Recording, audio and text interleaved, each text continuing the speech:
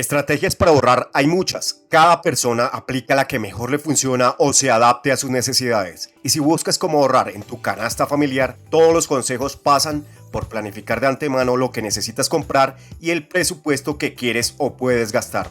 Por lo que es aconsejable elaborar una lista de las compras. Lo ideal sería que esta se base en un menú semanal. Así sabes lo que necesitas y a qué debes ceñirte para no gastar de más. Si también quieres esquivar los alimentos que más han subido de precio, puedes anotar estos y sustituirlos por alternativas más económicas.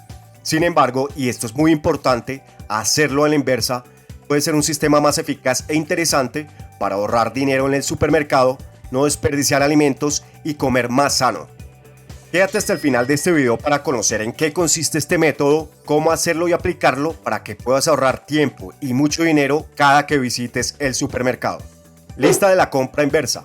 Básicamente la lista de la compra inversa consiste en elaborar un listado con los productos o alimentos que ya tenemos en el hogar y no en base a lo que falta por comprar. La idea de esta lista es que sirva como una guía o referencia de lo que ya tenemos y esto nos puede ayudar a planear lo que necesitamos para preparar los platillos de cada semana.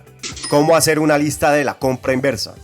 Uno de los propósitos de esta alternativa pasa por no desperdiciar ningún alimento, además de gastar menos dinero en el supermercado. Al mismo tiempo, supone una herramienta clave para evitar caer en tentaciones de última hora. Además, los mismos productos que tienes deben aprovecharse en función de su fecha de caducidad. Por lo general, si somos de los que utilizamos una lista, la forma de hacerla es ir apuntando lo que necesitamos comprar en base a los menús que queremos hacer en los próximos días. En el caso de la lista de compra inversa, lo que haremos será cambiar la forma de elaborar esa lista, de modo que no anotaremos lo que nos falta, sino lo que ya tenemos. Primero que todo, anotaremos toda la comida de cualquier tipo que tengamos en los estantes, alacena o nevera. Esto puede llevarnos tiempo las primeras veces, pero resultará más sencillo con el tiempo, ya que lo tendremos todo más controlado. Utiliza esta lista para comer más sano. Al hacer la lista de esta manera, enfócate en darle prioridad a las comidas caseras, para aprovechar tus productos disponibles. Para ello, céntrate en opciones que primen los alimentos saludables y frescos. Asegúrate de incluir verduras, legumbres y proteínas de todo tipo para potenciar la calidad de tu dieta. Y recuerda que, para alargar la vida de estos productos, muchos de ellos se pueden congelar. ¿Cuántas veces hemos ido al supermercado y hemos comprado por quinta vez esa bolsa de arroz o de café o de cualquier otro alimento cuando en casa ya lo teníamos disponible?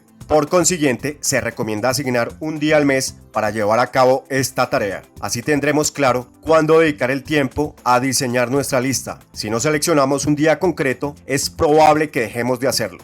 Con esta lista puedes planificar los menús. Cuando tengamos el listado preparado, podemos planificar los menús de la semana o el mes. Así lograremos rotar la comida y utilizar todos los ingredientes que ya tenemos, ahorrando dinero y sin desperdiciar nada. Si necesitas algún ingrediente que no tienes, apúntalo. Y si encuentras algún producto en tu despensa que no te gusta o no vas a consumir, es mejor regalarlo a un amigo, un familiar o un vecino. Cabe destacar que una de las ventajas de este sistema es que iremos al supermercado con una lista lógica y con productos realmente necesarios. Asimismo, si acudimos a hacer las compras con el estómago lleno, será más difícil que caigamos en tentaciones y no compraremos caprichos. En definitiva, el método de ahorro conocido como la lista de compra inversa podría ser lo que necesitamos para aliviar las presiones en nuestro bolsillo. Además de optimizar el espacio en la cocina y la nevera, tirar menos comida, ahorrar dinero y comer productos más frescos. Todas estas razones son más que suficientes como para darle una oportunidad e intentar crear y ejecutar dicho método. Si quieres saber mucho más sobre educación financiera y finanzas personales, no te pierdas todo el contenido que tenemos para que puedas conocer cómo hacer rendir tu dinero al máximo y mejorar tus finanzas para que puedas alcanzar tus metas.